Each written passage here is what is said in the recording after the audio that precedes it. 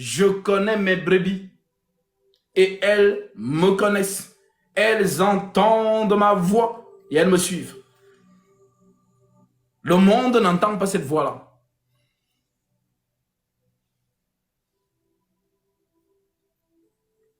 Donc, la vraie parole libère. La vraie parole vous donne la capacité de discerner Satan. Car Satan est campé dans la prédication aussi. La parole le dit, Satan aussi se déguise en ange de lumière. Maintenant, l'ange de lumière, c'est qui? C'est qui l'ange de lumière? Puisque Paul nous dit, Satan, Massa, lis-nous ça. 2 Corinthiens chapitre 11, verset 12. Lis-nous ça, comme ça ils vont découvrir qui est-ce qu'on appelle l'ange de lumière. C'est qui l'ange de lumière? 2 Corinthiens chapitre 11 au verset 12. Mais j'agis ainsi, et je le ferai encore, pour enlever toute occasion à ceux qui en cherchent une, de se montrer non égaux sur un point dont ils se vantent. Ces hommes-là sont de prétendus apôtres, des ouvriers trompeurs, déguisés en apôtres de Christ. Et ce n'est pas étonnant, puisque Satan lui-même se déguise en ange de lumière. Il n'est donc pas étrange que ses serviteurs aussi se déguisent en serviteurs de la justice. Leur fin sera conforme à leur acte. Voilà. Maintenant, question. L'ange de lumière à qui Satan veut ressembler là, c'est qui? C'est là où l'évangile devient compliqué. C'est qui l'ange de lumière? Le verset, c'est 2 Corinthiens chapitre 11, verset 12 en descendant.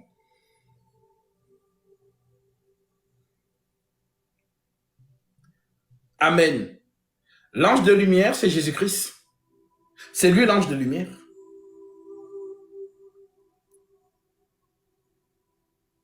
Amen. L'enseignant, c'est l'ange de lumière. Et si vous avez compris qui est Jésus, vous comprendrez qui est Gabriel. Gabriel, c'est qui?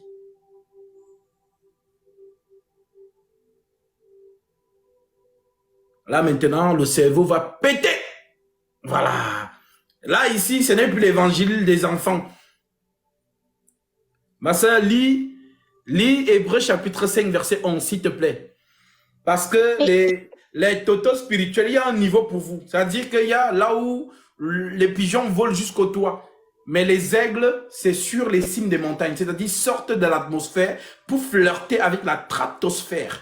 Là-bas, là, les pigeons n'arrivent pas là-bas. Parce que le vent souffle très fort. S'ils arrivent là-bas, les ailes vont se déchirer.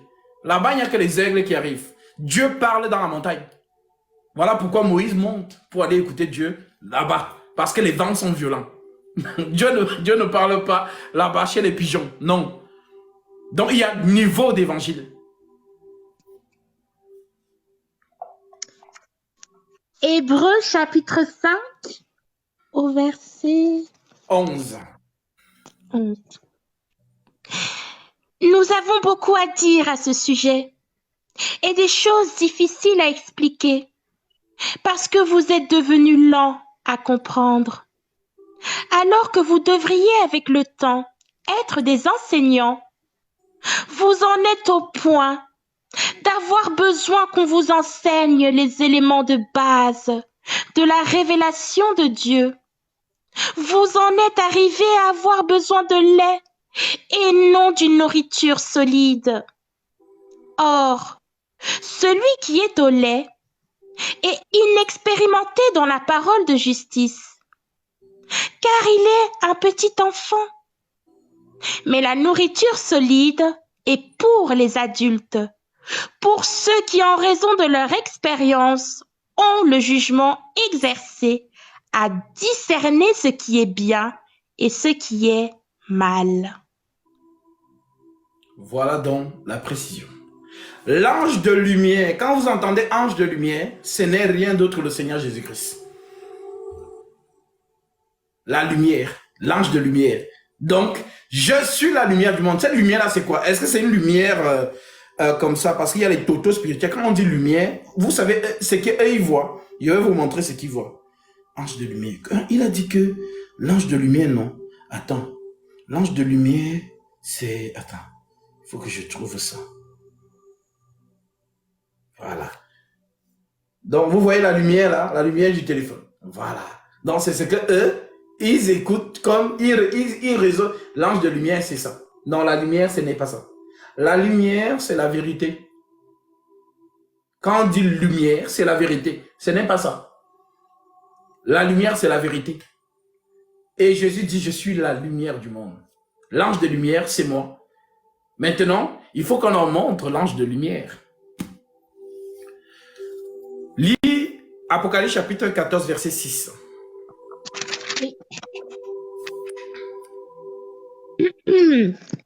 Les trois anges proclamant le jugement. Je vis ensuite... Attends d'abord.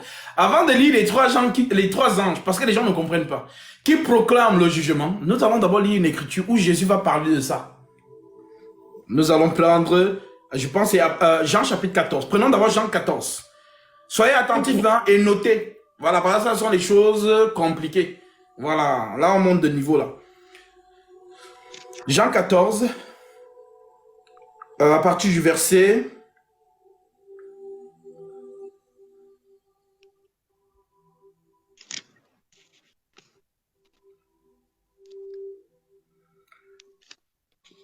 Non, Jean 16, verset 8. Autant pour moi. Prends Jean chapitre 16, à partir du verset... tu peux même prendre à partir du verset... à partir du verset 5. Écoutez bien la lecture. Maintenant, je m'en vais vers celui qui m'a envoyé, et aucun de vous ne me demande « Où vas-tu » Mais parce que je vous ai parlé ainsi, la tristesse a rempli votre cœur. Cependant, je vous dis la vérité. Il vaut mieux pour vous que je m'en aille. En effet, si je ne m'en vais pas, le défenseur ne viendra pas vers vous. Mais si je m'en vais, je vous l'enverrai. Et quand il sera venu, il convaincra le monde en ce qui concerne le péché, la justice et le jugement. Amen. Relis encore le verset 8 pour qu'ils comprennent bien ce que celui qu'on annonce là. Parce qu'il annonce qui? L'esprit de vérité. Reprends encore le verset 7 et le verset 8 s'il te plaît. Cependant, je vous dis la vérité. Il vaut mieux pour vous que je m'en aille. En effet, si je ne m'en vais pas, le défenseur ne viendra pas vers vous. Mais si je m'en vais, je vous l'enverrai. Et quand il sera venu, il convaincra le monde en ce qui concerne le péché, la justice et le jugement. Amen. Le péché, la justice et le jugement. Maintenant, allons voir l'ange là. Apocalypse chapitre 14, verset 6. Les trois anges proclamant le jugement. Je vis ensuite un autre ange voler haut dans le ciel. Il avait un évangile éternel pour l'annoncer aux habitants de la terre, à toute nation, à toute tribu, à toute langue et à tout peuple. Il disait d'une voix forte, « Craignez Dieu et rendez-lui gloire, car l'heure de son jugement est venue. Adorez celui qui a fait le ciel la terre, la mer et les sources d'eau. Amen. Tant que l'ange n'est pas sur terre, il n'y a pas d'adoration. Tu as compris? J'ai vu un ange qui volait par le milieu du ciel. Maintenant, elle sort les yeux pour savoir, mais est-ce qu'on a vu un ange qui a volé? Oui, oui, continue à regarder le ciel, tu vas voir s'il vole dans le ciel.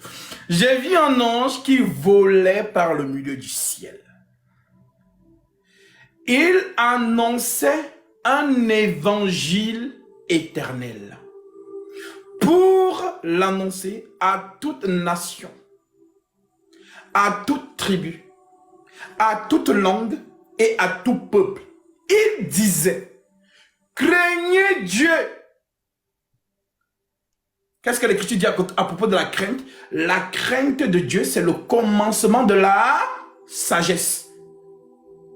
Craignez Dieu et donnez-lui gloire, car l'heure de son jugement est arrivée. Et adorez celui qui a fait le ciel, la terre et les sources d'eau. Donc, l'ange là, tant qu'il n'est pas sur terre, il n'y a pas d'adoration. Car Jésus a dit à propos de l'adoration, les vrais adorateurs adoreront le Père en esprit et en vérité. Donc cet ange-là, c'est qui? Maintenant, on va voir la réalisation de Jean, d'Apocalypse chapitre 14, verset 6. N'est-ce pas? Maintenant, voici l'accomplissement. Acte 2, verset 1, en descendant. Regardez comment c'est beau. Maintenant, vous allez voir l'ange.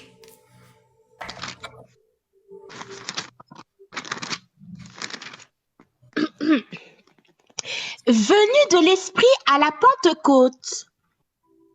Quand le jour de la Pentecôte arriva, ils étaient tous ensemble au même endroit. Tout à coup, il vit du ciel un bruit comme celui d'un vent violent qui remplit toute la maison où ils étaient assis. Des langues qui semblaient de feu leur apparurent, séparées les unes des autres, et elles se posèrent sur chacun d'eux. Ils furent tous remplis du Saint-Esprit. L'ange.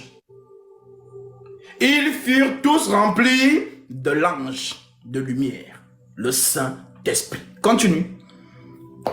Ils se mirent à parler en d'autres langues, comme l'Esprit leur donnait de s'exprimer. Or, il y avait en séjour à Jérusalem des Juifs. Amen. Amen. Là-bas dans l'Apocalypse, on dit que pour annoncer la parole à qui? À toute nation, à toute tribu, à toute langue et à tout peuple. Maintenant, présentons-leur les peuples là. On t'écoute. Or, il y avait en séjour à Jérusalem des Juifs, hommes pieux, venus de toutes les nations qui sont sous le ciel. À ce bruit, ils accoururent en foule. Ils furent stupéfaits, parce que chacun les entendait parler dans sa propre langue. Ils étaient tous remplis d'étonnement et d'admiration. Ils se disaient les uns aux autres, « Ces gens qui parlent, ne sont-ils pas tous galiléens? Comment se fait-il donc que nous les entendions chacun dans notre propre notre langue maternelle? Parthes, Médès, Élamites, habitants de la Mésopotamie, de la Judée, de la Cappadoce, du pont de l'Asie, de la Pyrgie, de la Pamphylie, de l'Égypte, du territoire de la Libye voisine, de Cyrène, et résidents venus de Rome, juifs de naissance ou par conversion, Crétois et Arabes, nous les entendons parler dans notre langue des merveilles de Dieu. Alléluia. Vous voyez donc Apocalypse 14, 6. Lorsque les gens lisent Apocalypse, je vous ai dit que nous sommes les enseignants. L'Apocalypse est un livre en désordre. Ce n'est pas un livre chronologique. Si le vrai ministère de la parole ne rassemble pas les Écritures pour toi, tu ne sais rien. Donc, c'est quand on est dans l'Apocalypse, ce sont des prophéties. On dit à Jean, écris les choses qui sont et qui doivent arriver. Donc, Apocalypse 6, 14 et 6 nous relate acte 2. Comme les totos spirituels attendent toujours le nom de Jésus quelque part. Jésus, c'est l'ange de lumière. Jésus, c'est le défenseur. Hein? Dans ta version, on dit quoi? Comment il dit? Lis encore Jean chapitre 16, s'il te plaît, à partir du verset 7 et verset 8. Comment on l'appelle là-bas? Cependant, je vous dis la vérité. Il vaut mieux pour vous que je m'en aille. En effet, si je ne m'en vais pas, le défenseur ne viendra pas vers vous. Amen. Le défenseur. Maintenant, prends un peu Daniel chapitre 12, verset 1. Oui. Voilà. Voilà. C'est ici que tous les branhamistes, là, votre enseignement, là, on corrige ça. Tous les branhamistes. Voilà. Tous ceux qui ont bu le levain de Branham, là, on essuie ça. On sèche au soleil. Voilà. Donc, c'est comme ça que on enseigne la parole de la prophétie. On l'appelle comment là-bas? Le défenseur. Ah. Lis-leur ça. Daniel 12, 1. Appel à la persévérance. À cette époque-là, se dressera Michael, le grand chef, celui qui veille sur les enfants de ton peuple. Amen. Michael veille sur les enfants de ton peuple. C'est qui le défenseur des enfants d'Israël? C'est Michael. Donc, l'enseignant, c'est Gabriel. Le défenseur, c'est Michael. Le combattant, c'est David. La sagesse, c'est Salomon. Si tu n'as pas compris David ni Salomon, tu ne pourras jamais comprendre Michael et Gabriel. Tu ne pourras pas. C'est un langage. Dieu parle tantôt d'une manière, tantôt d'une autre, mais l'homme y prend pour garde. David, c'est celui qui combattait, qui défendait son royaume, Israël, contre les Philistins. Salomon est réputé pour le jugement, pour la sagesse. On n'a jamais vu Salomon combattre quelque part.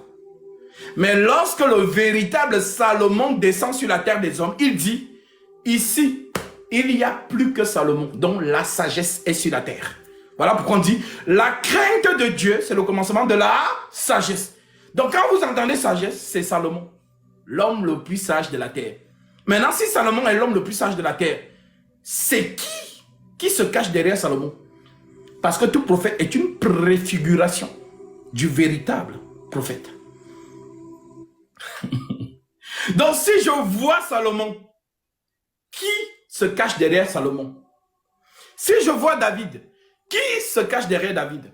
Si je vois Samson, qui se cache derrière Samson?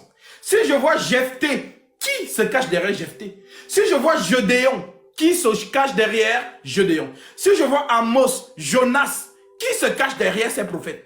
C'est le véritable. Voilà pourquoi lorsque les apôtres viennent, ils posent la question aux apôtres. Et vous, que dites-vous que je suis? Parce qu'avant ça, les apôtres ont dit que les gens disent Jésus, les gens disent que tu es Jean-Baptiste. Jésus, les gens disent que tu es Jérémie.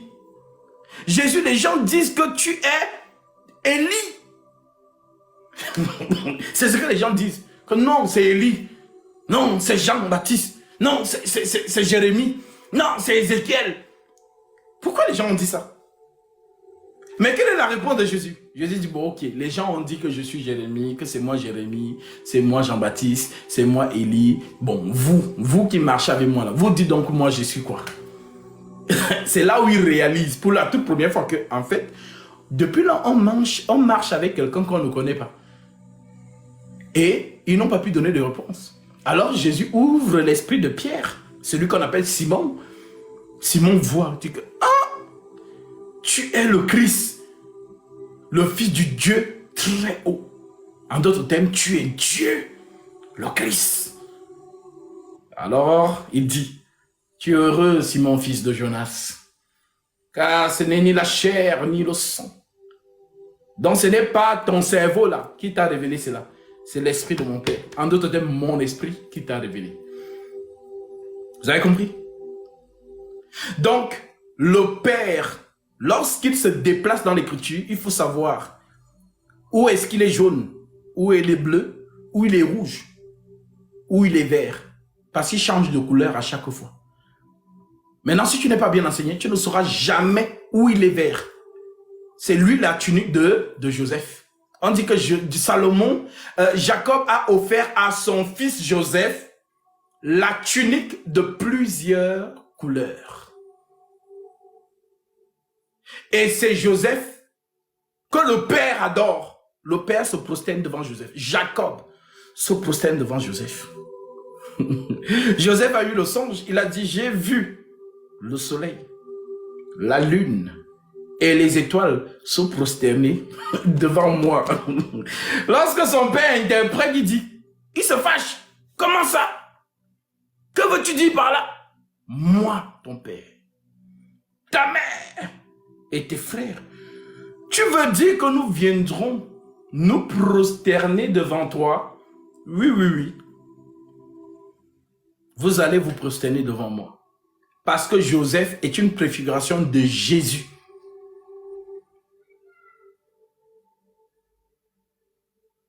Amen. C'est ça la bonne parole. Donc il faut que vous sachiez, lorsqu'on vous présente Jésus, parce qu'il a plusieurs facettes, mais c'est toujours lui.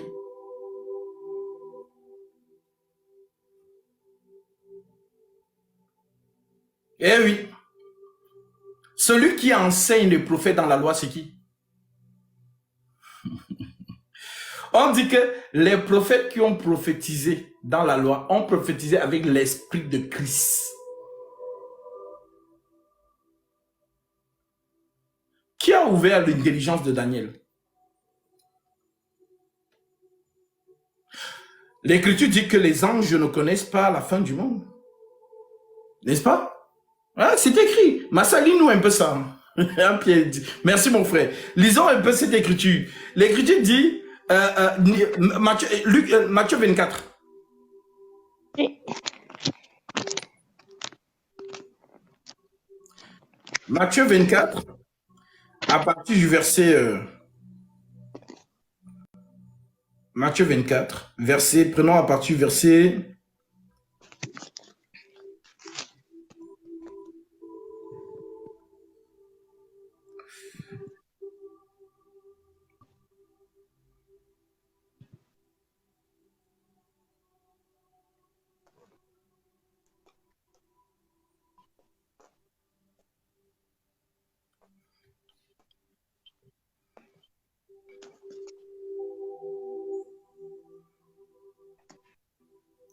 Là, à partir du verset 36. Lis-nous juste le verset 36.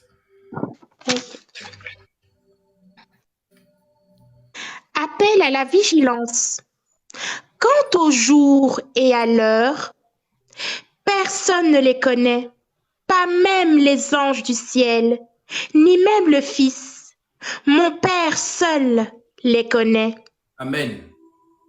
Jésus est clair. Personne ne connaît le jour de la fin du monde. Pas même le Fils, pas même les anges, mais le Père seul. Allons maintenant dans Daniel chapitre 12.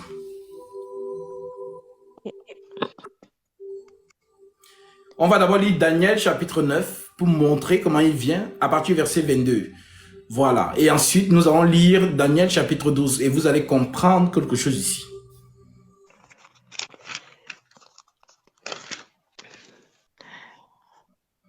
Daniel chapitre 9 au verset 22. Il m'a enseigné et a parlé avec moi. Il m'a dit, Daniel, je suis venu maintenant pour ouvrir ta compréhension. Attends d'abord, allons-y doucement. Daniel, je suis venu pour ouvrir ta compréhension. Parce que Daniel a une vision. Daniel ne comprend pas la vision. Daniel est inquiet parce qu'il n'arrive pas à comprendre les Écritures. Il veut comprendre, alors il se met à prier. Maintenant, quand il prie, Gabriel vient. Et il lui dit, je suis venu pour ouvrir ton intelligence. Ici, ta compréhension. Maintenant, pour que vous compreniez les Écritures, qui doit ouvrir votre intelligence? C'est Jésus. Jean. Alors, il a ouvert. Non, je vais lire ça. Comme ça, tu restes sur la page. Je prends vite ça directement. Luc 24, verset 25. L'Écriture dit...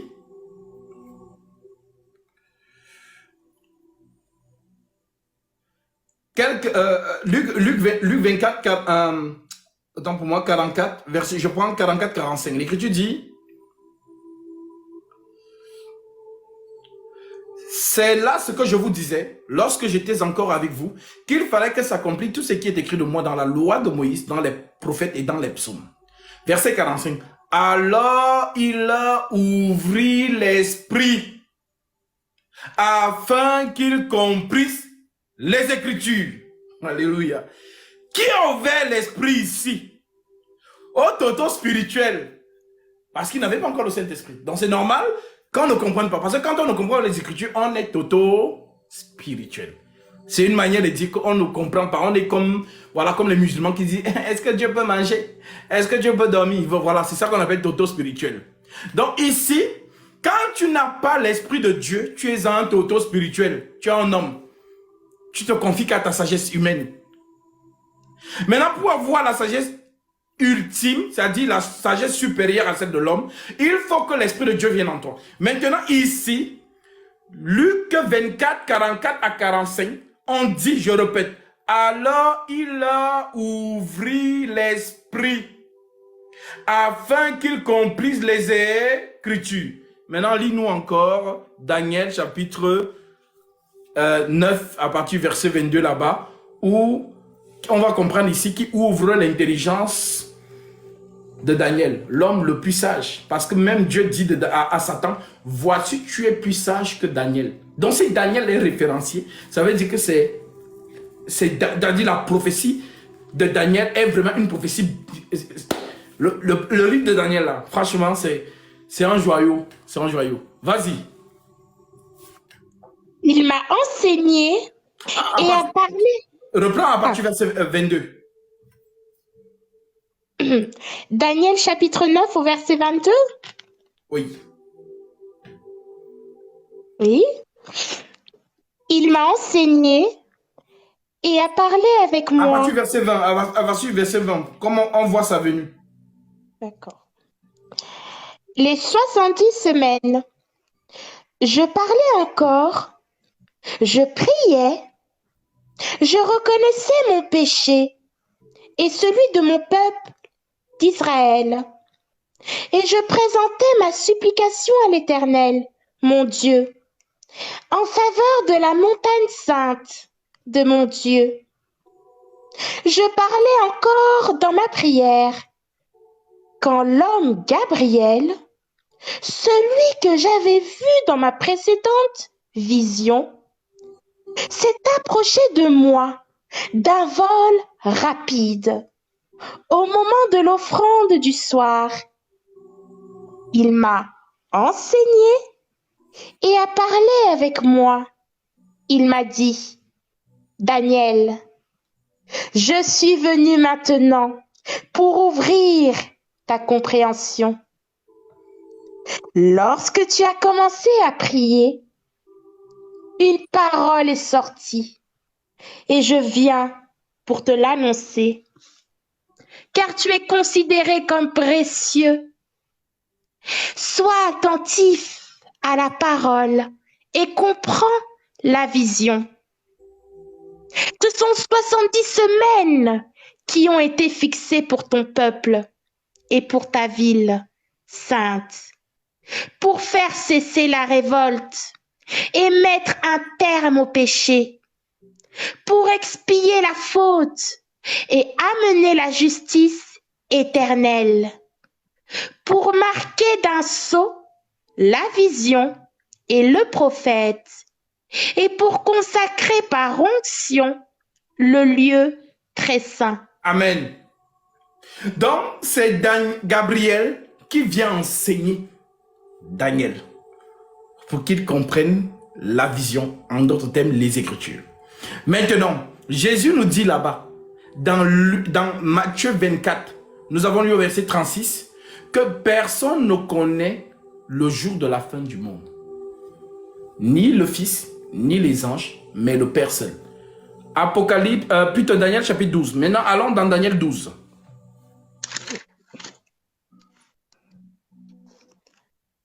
Verset... Prends tout le chapitre. Daniel 12, c'est un court chapitre. Daniel 12 du verset 1 jusqu'au dernier verset. Écoutez très bien, parce que c'est toujours Gabriel qui parle ici. Voilà. Appel à la persévérance. À cette époque-là, se dressera Michaël, le grand chef, celui qui veille sur les enfants de ton peuple. Ce sera une période de détresse, telle qu'il n'y en aura pas eu de pareille depuis qu'une nation existe, jusqu'à cette époque-là. À ce moment-là, ceux de ton peuple qu'on trouvera inscrits dans le livre seront sauvés. Beaucoup de ceux qui dorment dans la poussière de la terre se réveilleront, les uns pour la vie éternelle. Ceux qui auront été perspicaces brilleront comme la splendeur du ciel. Et ceux qui auront enseigné la justice à beaucoup brilleront comme les étoiles pour toujours et à perpétuité. Quant à toi, Daniel, tiens ces paroles cachées et marque le livre du sceau, du secret, jusqu'au moment de la fin. Beaucoup seront perplexes, mais la connaissance augmentera. Moi, Daniel, je regardais et j'ai vu deux autres hommes se tenir debout, l'un sur une rive du fleuve, l'autre sur l'autre rive. L'un d'eux a dit à l'homme habillé de lin qui se tenait au-dessus de l'eau du fleuve: quand viendra la fin de ces événements extraordinaires? S'il vous plaît. S'il vous plaît. Daniel demande la fin du monde. Quand Daniel demande. Maintenant, écoutez la réponse. Et j'ai entendu l'homme habillé de lin, celui qui se tenait au-dessus de l'eau du fleuve.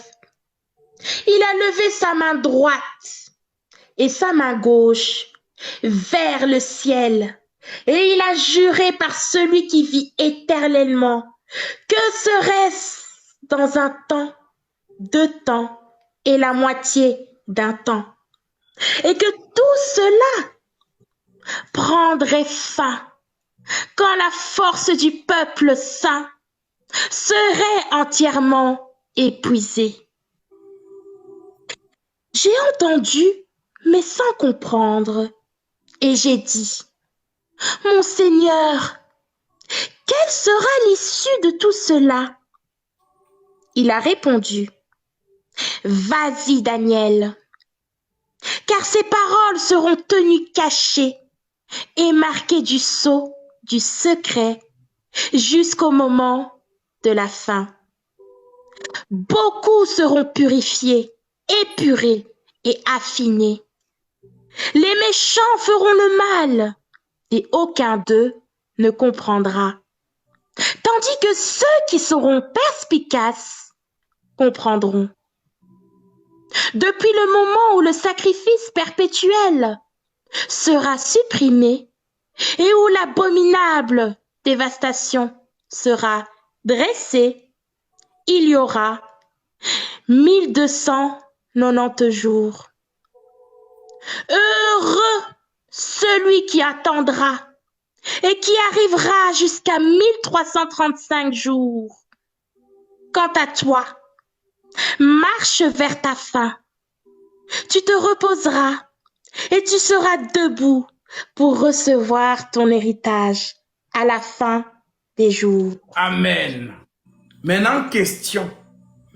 Heureux celui qui atteindra combien?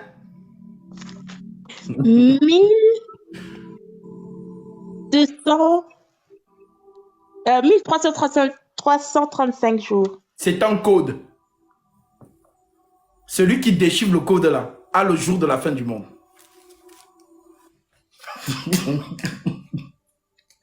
Gabriel sait, parce que c'est lui Jésus-Christ. C'est un code. Heureux celui qui atteindra. Celui qui atteindra. Voilà. Donc, c'est ici que le niveau de tous les pigeons, vous restez là. Parce que Jésus a dit, personne ne connaît le jour et l'heure. Mais apparemment, Gabriel connaît. Daniel sonne, il dit, Daniel dit, mais Gabriel, dis-moi non. Gabriel dit non. Qu'est-ce qu'il lui dit à la fin? Il lui dit quoi? Après, qu'est-ce qu'il lui dit? Heureux celui qui attendra et qui arrivera jusqu'à 1335 jours. Quant à toi, marche vers ta fin. Tu te reposeras et tu seras debout pour recevoir ton héritage. Amen. À la fin des jours. Donc, Daniel, va te reposer. Non, toi, tu vas dormir avec les saints. Voilà, jusqu'à ce que ce jour-là arrive et que tu te réveilles pour que je te donne ta couronne de justice. Va dormir. Mais ça, c'est secret. Voilà ce qu'on appelle la parole. Et vous allez remarquer une chose. Lorsque Daniel voit Gabriel et lorsque Jean voit Jésus, pourquoi vous ne vous êtes jamais posé cette question? Qui a parlé avec Moïse sur la montagne? Qui a parlé avec Moïse?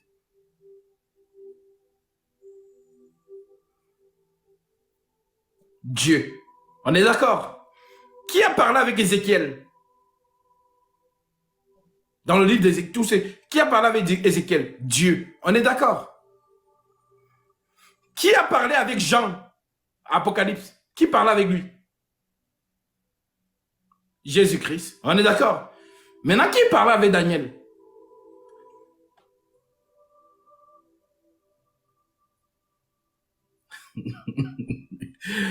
La personne qui a parlé avec Moïse, c'était la même personne qui a parlé avec Ézéchiel. C'était la même personne qui a parlé avec Daniel. C'était la même personne qui a parlé avec Jean. Les 4 livres-là, on les appelle les 4 roues. Ils prêchent la même chose. Les 4 ont dit la même chose, mais chacun différemment. Moïse, Ézéchiel, Daniel et Jean. Voilà. Vraiment, j'espère que vous avez compris.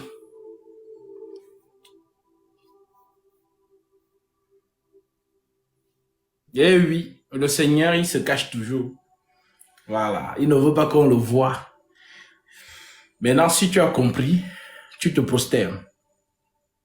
On va lire ça. Daniel chapitre 11. Lisons Daniel chapitre 11, je pense que c'est ça. C'est ça. Attends, Daniel chapitre... Attends.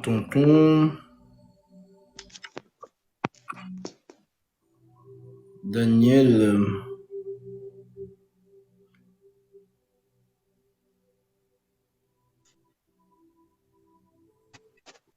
Donc, prenons Daniel chapitre... Je pense que c'est 10. Hein.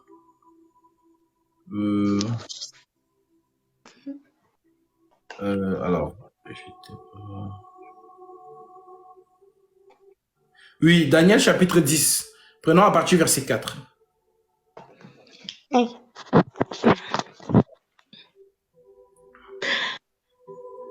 Le 24e jour du premier mois, j'étais au bord du grand fleuve, c'est-à-dire le Tigre. J'ai levé les yeux et j'ai vu un homme habillé de lin. Il avait autour de la taille une ceinture en or d'Uphase. Son corps était comme de chrysolite. Son visage brillait comme l'éclair. Alléluia. Ses Continue. yeux étaient pareils à des flammes de feu. Ses bras et ses pieds ressemblaient à du bronze poli. Et le son de sa voix était pareil au bruit d'une grande foule. Moi, Daniel, j'ai été le seul à voir cette apparition. Les hommes qui étaient avec moi ne l'ont pas vue. Mais une grande frayeur s'est emparée d'eux et ils ont pris la fuite pour se cacher. Resté seul, j'ai vu cette grande apparition et me suis retrouvée sans force. Mes traits se sont décomposés et j'ai perdu toute force. J'ai entendu le son de ses paroles et en l'entendant, je suis tombée dans une profonde torpeur, le visage contre terre.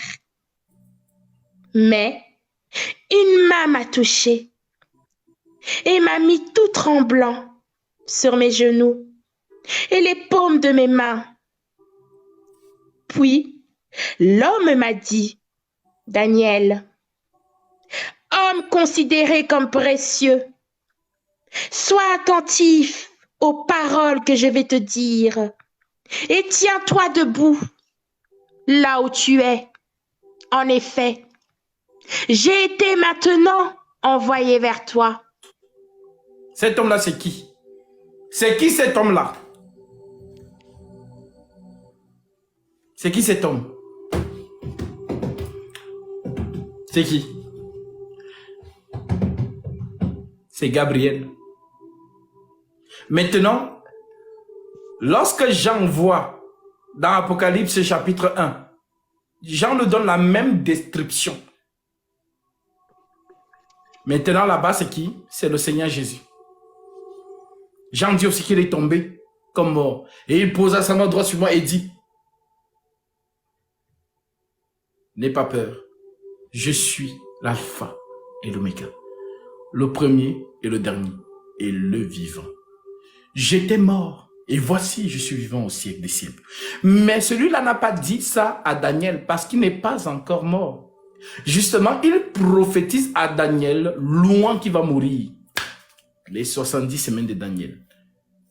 Parce que, on dit que Adam est mort à quel âge? Adam est mort à quel âge? Écrivez-moi l'âge de... Là, quand Adam est mort, il avait quel âge? Écrivez-moi son âge.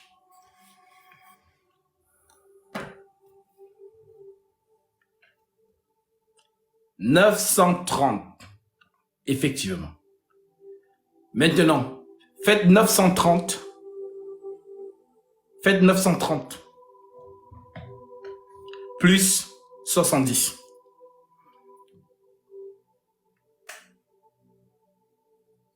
Ça fait combien? «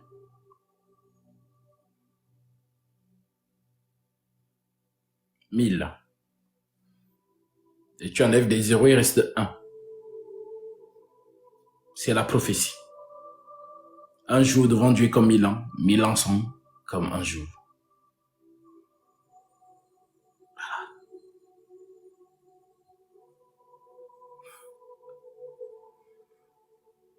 Il y a tellement de secrets dans l'écriture que seul le Saint-Esprit, révèle cette parole. Seul lui. Voilà pourquoi la théologie ne va pas vous aider. Les fables habilement conçues ne vont pas vous aider. La philosophie ne vous aidera pas. Soyez fidèles à l'écriture et faites confiance à l'Esprit de Dieu. Depuis que Jésus est monté au ciel, vous avez une fois encore entendu parler de Gabriel? Non. Il est où? Est-ce que même une petite apparition comme ça que bon, Gabriel a apparu à Paul ou bien Pierre ou quoi que ce soit? Vous l'avez encore vu? Non. Parce qu'à chaque fois qu'on le voyait avant l'arrivée de Jésus, c'est lui qui apparaissait toujours pour parler de Jésus. À Marie, à Daniel. Donc, à chaque fois qu'on parle du Messie, c'est Gabriel qu'on voit. Voilà comment notre Père, il embrouille tout le monde. Mais vous, l'Église, vous ne devez pas être embrouillés. Vous devez avoir la connaissance. Car l'Écriture dit, l'Esprit vous conduira dans toute la vérité. Voilà. Donc, que Dieu vous bénisse.